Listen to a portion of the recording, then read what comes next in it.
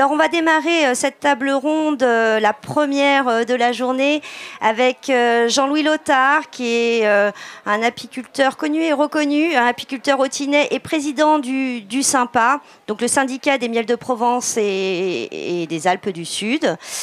Et à ses côtés, Pierre Daguet, qui est président de l'entreprise Ogier et Fils, qu'il a repris il y a une année, hein, c'est ça, qui va nous raconter un peu cette nouvelle histoire. Et ensemble, nous allons converser au sujet des signes de qualité et surtout essayer de répondre à la question comment être sûr de l'origine et de la qualité du miel. Alors, avant cela, je vais vous donner quelques chiffres quand même pour vous reposer un peu le panorama du miel et de l'apiculture en Provence, en tout cas en région Provence-Alpes-Côte d'Azur. On a 163 000 ruches, 3 600 apiculteurs, 2 500 tonnes de miel produits par an, et dont 60% vont en vente directe. Donc, autant vous dire que des fêtes du miel comme aujourd'hui, c'est vraiment l'occasion là aussi de venir consommer, acheter les miels de nos apiculteurs. Jean-Louis, merci beaucoup d'être ici. Tu es à l'initiative également de cette fête. On est ici chez toi un petit peu, hein. En collaboration étroite et amicale avec la ville de Montsartou quand même depuis 28 ans. Qu'on salue, une ville qu'on connaît pour son dynamisme en matière d'agriculture et d'alimentation notamment. Alors, est-ce que peut-être 2 mots sur la fête qui démarre aujourd'hui? Ça faisait 2 ans qu'on avait ce satané Covid qui a un peu ralenti ce type de rassemblement. Aujourd'hui, le public est au rendez-vous. En fait, oui, le public est au rendez-vous, ça fait plaisir, ça fait du bien.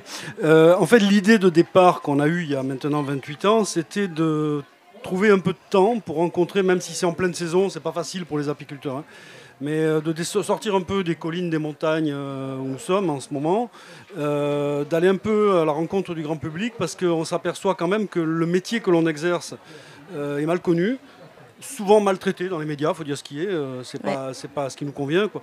Et en particulier, donc, quelles sont les spécificités des différents miels que nous produisons, mais pas seulement d'ailleurs les miels, hein, tous les autres produits de la ruche.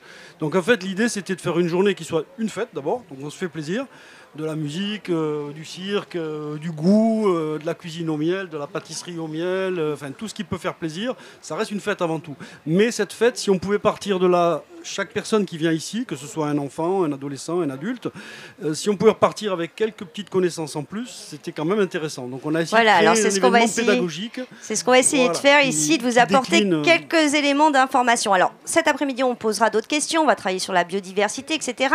Ce matin, on va être sur les signes de qualité. Alors, les miels de Provence, vous avez depuis, je crois, 1984, hein, le premier... Ça s'est fait par étapes, donc on ne va pas rentrer dans les détails, mais il y a eu plusieurs étapes, en particulier pour les labels rouges au départ, ensuite pour l'indication géographique protégée, miel de Provence. Si vous mettez miel et Provence ensemble, les 2 mots associés, aujourd'hui, nous sommes dans ce qu'on appelle une appellation protégée, et donc ça passe par un cahier des charges. Le respect de ce cahier des charges, donc les contrôles qui vont avec. Alors peut-être juste, revenons aux fondamentaux. IGP, indication géographique protégée, qu'est-ce que ça veut dire exactement? De manière très stricte et simple, hein. Après derrière il y a d'autres choses, mais ça veut dire simplement qu'on est sûr que les miels qui sont vendus sous cette appellation avec ce logo que l'on voit là ici, c'est un logo européen jaune et bleu. Ouais, ce logo là donc indique que c'est bien du miel qui fait partie d'une démarche officielle et qu'une zone a été déterminée pour la production de ces miels. Après, dans la zone, il y en a des règles de travail, mais au départ, c'est surtout l'appellation miel de Provence en tant qu'origine géographique qui est protégée. D'accord. Donc, a priori, déjà, le consommateur, quand il a cette indication, il sait que son miel vient de Provence. Oui. OK. Label rouge. Alors label rouge, vous l'avez là. Voilà, donc, je ne sais pas si Fabien, tu peux peut-être zoomer, ou Laurent, qu'on voit bien. Même si tout le monde le connaît, mais on a au sein des miels de Provence qui sont variés, hein. On peut faire du thym de Provence, on peut faire des forêts de Provence, on peut faire du maquis de Provence, on peut faire du romarin de Provence, etc. On peut décliner une diversité de miels importante. Et au sein de cette variété intéressante des miels qu'on peut produire dans notre région, on a 2 miels qui peuvent bénéficier d'un label rouge, qui sont les miels de lavande, s'ils sont de qualité supérieure, et les miels de fleurs de Provence, au sens toute fleur, si vous voulez, ouais. qui peuvent l'être aussi, qui répondent à un autre cahier des charges, qui est un cahier des charges, on va dire, de qualité supérieure en termes de méthode de production, voilà, on a aussi d'autres critères. Ces deux signes, les labels rouges et l'IGP, en fait, sont intimement liés dans notre organisation. C'est vraiment quelque chose qui marche ensemble. D'accord. Alors, comment, on revient à cette question fondamentale, comment on obtient le label rouge ou l'IGP et comment on est sûr que notre apiculteur, est-ce qu'il y a des contrôles, est-ce qu'il est, comment il est certifié? Alors ça demande tout simplement de faire une démarche qui consiste à se faire agréer. C'est pas, qu'on soit bien d'accord, c'est pas comme un concours. Un concours, c'est une compétition. Podium, quoi, si vous voulez, médaille d'or, médaille. Bon, c'est pas ça, c'est pas un concours, c'est une démarche où vous entrez dans une logique où vous respectez le cahier des charges. On peut donner quelques exemples du cahier des charges. Qu'est-ce qu'il y a comme critères pour qu'on comprenne bien? Qu'est-ce qui fait qu'on est label rouge ou pas label rouge? En fait, il faut comparer ça. Bon, ça serait un peu long de tout expliquer, mais en fait, il faut comprendre le cadre législatif officiel qui, en Europe, est quand même de très loin le meilleur dans le monde. Il faut le dire. On a aussi, je préfère dire ça au départ parce que c'est important de le savoir. L'Europe et la France, donc on a la même législation. C'est la directive européenne de 2001 et le décret français qui en découle de 2003. En fait, on est dans une législation qui est déjà très protectrice. Ailleurs dans le monde, c'est très différent. Aux États-Unis, en Asie, n'en parlons pas, et même certaines fois, c'est des catastrophes, parce qu'on a des miels qui sont quasiment plus des miels.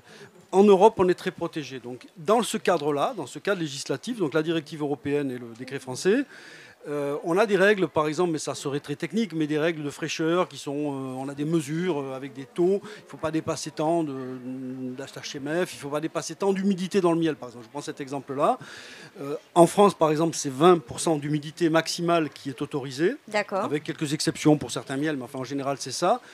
Nous, on considère qu'à 20%, un miel de 20% d'humidité dans le miel, c'est pas un miel de qualité, même si c'est légal. Donc pour vous donner une idée, donc les cahiers des charges, nous, on se place très en dessous. Les cahiers des charges aujourd'hui, dans l'état actuel des choses, prévoient 18% pour les labels rouges. Et on est en train de les faire passer à 17% parce qu'on considère que c'est même encore capable. On est capable d'avoir des miels encore plus secs, c'est-à-dire encore plus matures, encore mieux finis dans la ruche. Donc c'est quelque chose qui pour nous est important. Voilà, donc c'est pour vous montrer que ça peut être. Il faut toujours se situer par rapport à une réglementation générale. Et on essaye d'être mieux-disant, d'être meilleur, si vous voulez, de ce point de vue-là. J'ai pris l'exemple de l'humidité, mais il y a d'autres critères. Voilà. D'accord. Alors, il y a un système de contrôle, pour être sûr. On a l'habitude de voir à la DAPI, avec Eva, souvent il y a un échantillonnage. Comment ça marche, ces contrôles? Très concrètement. Le premier contrôle, c'est l'agrément de la miellerie. C'est l'agrément de la miellerie, avec quel matériel, est-ce qu'on a une chambre froide, comment sont travaillés les locaux, est-ce qu'on a... Voilà, donc les locaux sont agréés et l'apiculteur du coup est agréé aussi pour sa méthode de travail, qui doit respecter le cahier des charges. C'est pas n'importe quelle méthode de travail. Et donc ensuite, bien évidemment, il y a des contrôles annuels qui se font par nous-mêmes, par le syndicat des miels. Il y a aussi des contrôles très systématiques qui ont lieu, en particulier après, parce qu'on va en parler, chez les personnes qui conditionnent les miels qui ne sont pas forcément apiculteurs. Donc là où c'est l'organisme certificateur indépendant qui s'appelle Calisud chez nous, qui vient dans les entreprises et qui fait ensuite un audit, va regarder tous les documents. Et en fait, l'idée, c'est la traçabilité. Le miel on va en parler vient avec Pierre, voilà, c'est quelque chose d'important, cette fameuse traçabilité qui permet de garantir justement tout un parcours, qu'est-ce qui s'est passé entre la ruche et le pot de miel que vous avez sur votre table. Alors, juste, chez nous en Provence, on a IGP, miel de Provence, 2 labels rouges, tu peux nous les rappeler? Oui, les lavandes de Provence et les toutes fleurs, et les Provence toutes fleurs, donc quand ils sont de qualité supérieure. Après, par contre, dans le cadre de l'IGP, je l'ai dit tout à l'heure, mais on peut avoir toute une gamme d'autres miels qui, à partir du moment où ils respectent le cahier des charges, ils sont produits dans la zone. Et Dieu sait si les miels de Provence ont une large diversité. Oui, alors ça fait partie vraiment de nos atouts. Alors je tiens à dire, parce que c'est quand même important de le savoir, que la Provence n'est pas une terre de miel au sens où on produit peu finalement. C'est une région où on produit finalement, oui, mais même globalement à la ruche. Si on raisonne à la ruche, on produit beaucoup moins que dans d'autres régions qui ont des climats plus humides et plus continentaux. Mais on produit moins, mais mieux. Alors pas forcément mieux, mais par contre la diversité des paysages et la flore dans laquelle nous pouvons évoluer au fil des transhumances, parce qu'il faut expliquer quand même que l'apiculture n'est pas sédentaire, elle est pastorale. On suit les fleurs. on accompagne le mouvement, si vous voulez, de floraison avec nos abeilles au cours d'une saison. Et donc, en fait, cette diversité qui est due à la diversité des paysages avec le biais de la transhumance, fait qu'on arrive à produire une gamme de miel qui est quand même assez large, et dont souvent, alors comme ils sont issus d'une flore aromatique, ils sont extrêmement goûteux. Je dirais qu'on se rattrape, entre guillemets, du manque de miel qu'on est capable de produire. Enfin, en fait, on n'est pas vraiment capable de produire des gros volumes. Heureusement qu'on produit des miels qui ont du goût. Ouais. Voilà, c'est quand même ça qui est pour nous, c'est ce qui nous sauve. Hein. Parce que si on devait compter que sur le volume, ça irait pas loin. Oui, c'est ça. Alors, bon, on va pas tous les citer, mais on sait qu'on a des miels qu'on appelle des miels de plaine, des miels de montagne, des miels rares. On a parlé des miels de transhumance, etc. Alors, bon. Moi, plutôt que des miels de plaine, ce que je pourrais dire, c'est qu'en gros, on a la Provence est calcaire très majoritairement. Donc vous avez déjà des milieux de garrigue. La garrigue, c'est calcaire. Hein. C'est toutes les fleurs qui sont capables. Les fleurs de garrigue sont les fleurs qui sont capables de pousser dans des milieux pauvres, en général secs, calcaires. Après, vous avez une petite partie de la Provence qui est cristalline, avec des roches rouges, des terres rouges, c'est-à-dire les morts, les stérelles, le tanneron, mais c'est beaucoup plus minoritaire. Et là, bon, il y a beaucoup d'apiculteurs qui hivernent dans ces zones-là et qui font leur printemps, qui démarrent leur printemps dans cette flore-là. C'est pas du tout les mêmes fleurs. Donc là, on n'est plus dans de la garrigue, on est dans du maquis. Ok. D'ailleurs, avec ce terme qu'on retrouve aussi en Corse, avec une flore qui est assez proche, et une philosophie qui est assez proche aussi. Voilà. Et après, vous avez tout ce qui est, parce que c'est pas plat la Provence, vous avez les préalpes, donc les premiers contreforts des Alpes, qui vont souvent se cantonner à entre 1000 et 1200 mètres d'altitude. Et là, vous avez toute une flore qui est de montagne, mais quand même sous influence méditerranéenne. Parce que bon, c'est quand même très proche finalement de la mer à vol d'oiseaux, donc c'est quand même influencé par cette chaleur qui vient d'en bas. Donc là, on commence déjà à trouver les miels de lavande, miel de lavandin sur ces zones-là. On est alors dans les en particulier, non, alors là, je ne parle pas des miels de culture, je parle des miels vraiment de culture de plantes spontanées qui poussent naturellement dans les milieux sauvages. Hein, donc voilà. Et par exemple, la lavande, effectivement, qui pousse donc en l'occurrence, la lavandula vera, c'est une lavande qui pousse en montagne sur des plateaux calcaires là aussi, à peu près grosso modo à 1000 mètres et même un peu au-dessus. Hein, on la retrouve encore au-dessus. Voilà, donc c'est le genre d'endroit qu'on fréquente, mais vous avez aussi la sarriette. Enfin voilà, ce sont des miels rares. Hein, là, on arrive difficilement en faire, mais de temps en temps on en produit. Et c'est justement cette variété de paysages, donc je reviens là-dessus, qui permet donc de jouer sur, selon la saison, selon la météo, qui permet à l'apiculteur d'essayer de développer une gamme qui soit la plus intéressante possible. Ok. Alors on reviendra un petit peu sur comment on reconnaît les signes de qualité et comment on est sûr de l'origine. Mais juste deux mots avec Pierre, parce que Pierre, vous, justement, comment vous faites pour sélectionner parmi toute cette variété de miel dont vient de parler Jean-Louis? Comment vous faites votre sélection? Vous n'êtes pas apiculteur, vous travaillez avec les apiculteurs au sein de la maison Ogier et Fils.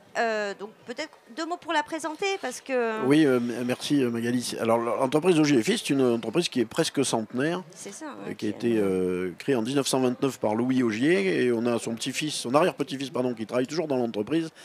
Et même si l'entreprise ne fait plus d'apiculture, la famille fait de l'apiculture, et la connaissance d'apiculture est essentielle, parce que la sélection des miels au départ, c'est la relation qu'on a avec les apiculteurs. Il n'y a pas d'apiculteur, il n'y a pas de conditionneur. C'est assez simple. Donc la condition première, c'est l'apiculteur. C'est la capacité de reconnaître le travail des apiculteurs. Et comme le suggérait tout à l'heure Jean-Louis, il y a des apiculteurs qui sont au fin fond de certains terroirs français, et que pendant qu'ils sont en train de faire leur mielé, ils n'ont pas le temps de s'occuper du reste. Donc ça, c'est notre métier. Cette entreprise, elle m'a intéressé quand je cherchais à une activité, parce que depuis 100 ans, c'est une entreprise qui met l'accent justement sur la qualité, sur la sélection drastique des miels. Donc tous les miels ne sont pas pris et retenus dans l'entreprise. Et ensuite sur la conservation des miels, donc le respect du cahier des charges qui a été confirmé par les IGP ou par le label rouge, c'est-à-dire à température contrôlée, dans des locaux de stockage qui sont à température contrôlée. Et puis il n'y a aucun miel qui rentre dans notre stock s'il n'est pas une garantie d'analyse ou s'il n'est pas certifié. Zéro.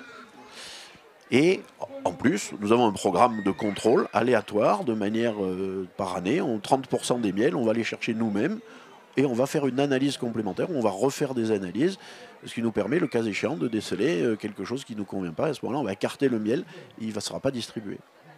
Mais alors dans cette entreprise, on fait du miel de table, que certains appellent aussi du miel cru, mais on fait aussi des miels. On fait aussi du miel pour le. C'est quoi du miel de table? Alors c'est par opposition au miel qu'on va dire industriel. Nous vendons du miel ou destiné à l'industrie, voilà. Pardon, merci Jean-Louis, c'est vrai. Tu vois, alors destiné à l'industrie. Nous avons comme clients des cosméticiens. des savonneries, des gens qui font des cosmétiques, font des savons, des crèmes de beauté. Et alors, ce qui est curieux, c'est qu'ils viennent chez nous parce que justement, ils veulent acheter ce miel de ce cahier des charges parce qu'ils sont sûrs de la qualité. Ils ont une garantie d'innocuité du produit ensuite pour le mettre dans leur recette. Voilà. Et puis alors, les contrôles dont parlait Jean-Louis tout à l'heure, on a été contrôlés il y a un mois par les fraudes. Voilà, ils sont venus un matin, voilà, bonjour, DDPP, on vient contrôler. Donc ils sont venus, ils ont visité tout, ils ont contrôlé notre comptabilité matière, ils ont contrôlé l'ensemble des registres de fabrication. Est-ce que tous les apiculteurs sont bien enregistrés et qu'on a bien tous les certificats de tous les apiculteurs? Ils ont fait des prélèvements, ils sont partis avec. Bon, ça s'est bien passé, tant mieux. Mais effectivement, donc Calicud nous contrôle au minimum une fois par an. Il peut y avoir des contrôles surprises en plus. Donc des prélèvements qui sont faits dans les fûts et en pot. Et puis également, puisque nous avons une partie de la production qui est en bio, nous avons aussi ce signe de qualité bio. Nous sommes aussi contrôlés en bio par EcoCert. Donc ça fait beaucoup de contrôles pour une petite entreprise. Hein. On est très modeste, on est 5 employés. Enfin, c'est pas une. Oui, c'est toujours. Alors c'est contraignant, mais pour le consommateur, c'est quand même une garantie. Donc je comprends tout à fait, mais c'est vrai que c'est important que ces contrôles existent. Donc comment vous constituez votre gamme? Vous travaillez avec combien d'apiculteurs et quels sont vos produits phares? Alors, nous travaillons avec une quarantaine d'apiculteurs. On a une palette assez large de miel, mais on reste 100% relativement... 100% apiculteurs en Provence? Pardon, alors non, on va dire non, c'est pas 100% apiculteurs en Provence, ça doit être 80% d'apiculteurs en Provence. D'accord. Nous avons quelques apiculteurs en Isère, vers la Champagne et vers les Pyrénées, notamment pour des miels de tilleul, pour des miels de fleurs qu'on ne trouve pas ou très peu dans la région finalement. Nous faisons 3 miels que nous importons d'Espagne. C'est du miel de thym, du miel d'oranger et du miel de citronnier. Alors, oranger, citronnier, on n'en a pas ici, mais du miel de thym, on en a plein alors, ici. Pour avoir la sécurité de la concentration en thym, il y a des milliers d'hectares de thym qui sont plantés en Espagne. Ouais. Et on a certains clients qui sont très difficiles. Donc, dans l'analyse, ça va ressortir. On pourra leur sortir. Mais c'est 4% de notre activité. Donc 80% avec des apiculteurs en Provence. Oui. Sur quel alors, juste simplement, quels sont les produits phares? Alors, les produits phares, ce sont les miels de lavande, les miels toutes fleurs, les miels de garrigue et les miels de montagne, hein, qui sont, je dirais, qui ont le plus de succès. On a la chance de temps en temps d'avoir des miels rares, comme dit Jean-Louis, comme du miel de bruyère blanche de très très bonne qualité, ou du miel de sarriette. Et comme c'est rare, le problème c'est d'arriver à en trouver et d'être au bon moment, au bon endroit pour pouvoir avoir le miel. Oui. Et puis on est sur des récoltes qui sont quand même pas toujours garanties, c'est la nature qui choisit. Comment ça se passe là cette année? Jean-Louis, peut-être 2 mots là, vous démarrez, comment ça se passe? C'est une situation très difficile, il faut le dire, je préfère pas, bon c'est un jour de fête, on va pas se gâcher là. Non mais clairement on a un souci, bon c'est très sec, il n'a pas plu suffisamment depuis 1 an. Ouais. Donc voilà, donc il manque ça, on retrouve sur partout. toutes les filières agricoles, malheureusement. En fait, en gros, pour faire du miel, il faut de l'eau dans le sol et de la chaleur derrière. On a eu exactement l'inverse en fait. On a eu froid depuis le début de la saison. Ouais. Et vraiment froid, ça fait 15 jours qu'il fait chaud, mais on a toujours eu des journées fraîches, des nuits glaciales dans certains cas. Et en parallèle, une sécheresse, un sol beaucoup trop sec, donc des plantes qui ne sont pas alimentées, donc la sève ne circule pas en abondance, parce qu'en fait il faut bien comprendre que l'abeille ne fabrique pas le miel, au sens, je vais peut-être vous choquer un peu, oui. Elle va récolter dans les plantes la matière première qui va être le miel. L'abeille est indispensable bien sûr, mais la matière première du miel c'est toujours végétal. C'est la sève qui est élaborée par la plante, alors soit dans la corolle des fleurs, donc les nectaires qui donnent du nectar, soit de la sève élaborée que les abeilles peuvent récolter sur les aiguilles ou sur les feuilles de certains arbres. Et donc ça donnera du miel une fois que les abeilles ont fait le travail d'invertir les sucres, déshydrater le miel, enfin elles vont apporter cette sève qui n'est pas terminée, si vous voulez, qui n'est pas vraiment encore du miel, ça va devenir du miel après que l'abeille ait fait son travail et qu'elle le fasse vraiment complètement. Voilà, donc les deux sont liés, mais la matière première, il faut bien des fleurs. Voilà, mais pour qu'il y ait dans la corolle des fleurs du nectar, il faut qu'il y ait de la sève qui circule en abondance dedans. Or, une plante qui a soif ne va pas mettre à disposition des insectes de l'eau qui peut lui être indispensable pour simplement survivre. Voilà, donc aujourd'hui, on est dans une manque de mielés, ça s'appelle comme ça. Nous, quand on a un terme technique, c'est ça miel. Si ça miel, ça veut dire que les plantes donnent. Elles sont généreuses. Si ça mielle pas, il se passe rien. Le robinet est fermé. Mais si ça mielle pas maintenant, est-ce que ça peut mieller plus tard? Oui, ça peut mieller plus tard. Alors, on peut garder ça peut mieller plus tard. Sauf que quand une floraison est passée, pour l'année, elle est cuite. Il n'y a pas une deuxième floraison qui va venir nous sauver la vie. Donc là, on avait la bruyère, mais à venir, la lavande, c'est pas tout de suite. On va voir. On n'en est pas encore à la lavande. On a le temps. Moi, je reste de toute façon toujours optimiste. Et, vous savez, faut vivre d'espoir en apiculture. Faut être philosophe aussi, parce que sinon, il faut apprendre à perdre. Il faut savoir gagner avec modestie et perdre avec sagesse, parce que sinon on est malheureux. Voilà, quelque part il faut savoir que c'est un métier où quand même il y a beaucoup d'aléas. C'est un métier très technique. Il faut qu'on sache à peu près dans quelle vallée il aura plu, pas plu. On vaut mieux cette année qu'on aille là que là. Enfin bon, on va essayer de placer les abeilles au meilleur endroit.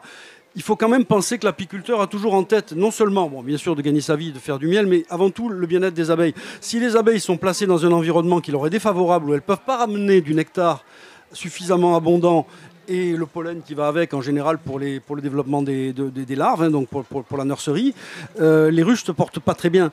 Elles ne seront pas malades, mais elles vont être faibles. Ça va être des ruches qui seront en déficit d'apport. Et pour avoir des apports variés et suffisants, c'est à l'apiculteur, là, pour le coup, d'y veiller et de les placer dans le meilleur endroit. Donc c'est à nous d'être sûr que là oui, en ce moment on ne peut pas faire mieux. Voilà, elles sont là parce que c'est ce qui se présente de plus favorable pour elles. Et si elles arrivent, comme elles ont un instinct d'amassage très fort, si elles arrivent à en rentrer suffisamment pour elles et qu'il y en a en plus, c'est ce qu'on pourra prendre. Oui, on laisse toujours du miel dans la ruche. Vous laissez toujours du miel dans la ruche, c'est le surplus qui est effectivement destiné à faire du miel. Voilà. Merci Jean-Louis, merci Pierre. On reviendra de toute façon sur toutes ces questions-là. Pauline de Bleu Tomate a préparé un BT quiz qui va démarrer tout à l'heure avec des questions-réponses pour tout savoir, tout comprendre sur le miel de lavande. Donc, IGP miel de Provence, label rouge miel de lavande, deuxième label rouge miel toute fleur. Consommateurs, vous êtes avertis grâce à ces étiquettes. Jean-Louis va rajouter un mot, je le laisse rajouter son mot. Oui, c'est simplement dire que même s'il n'y a pas d'indication géographique protégée, ça ne veut pas dire que ce ne sont pas non plus les miels ne sont pas bons. Voilà. Oui, pardon. Et ça ne veut pas dire non plus que ce n'est pas bon, parce qu'on raisonne aussi beaucoup le local aujourd'hui, et cette notion de local mériterait qu'elle soit développée, parce que qu'est-ce que le local? Aujourd'hui, le miel est un marché mondial, c'est un marché très très mondialisé. Quand vous achetez du miel qui vient, comme disait tout à l'heure Pierre, des Pyrénées, parce qu'on ne peut pas faire vraiment du beau tilleul en Provence, ça reste quand même du local, on reste quand même en France, à l'échelle de ce qui se fait sur le marché du miel, c'est tout à fait normal et honorable. Bien sûr, voilà. On n'a pas que ces signes de qualité, effectivement, non, ça reste une production locale, ça reste une production de qualité. Pierre, vous n'avez pas... Le signe de qualité, c'est une garantie pour le consommateur. Mais il faut que le consommateur soit curieux. Ici, à la fête du miel, il y a des tas de miel à goûter, à découvrir. Et la chose la plus importante, c'est de se faire plaisir. Et en se faisant plaisir, de reconnaître le travail qui a été fait par les apiculteurs, parce que c'est un travail magnifique. Donc rejoignez-nous ici pour vivre cette expérience aussi de dégustation de miel qu'on vous fera vivre sur aussi Bleu Tomate TV tout à l'heure. Merci beaucoup.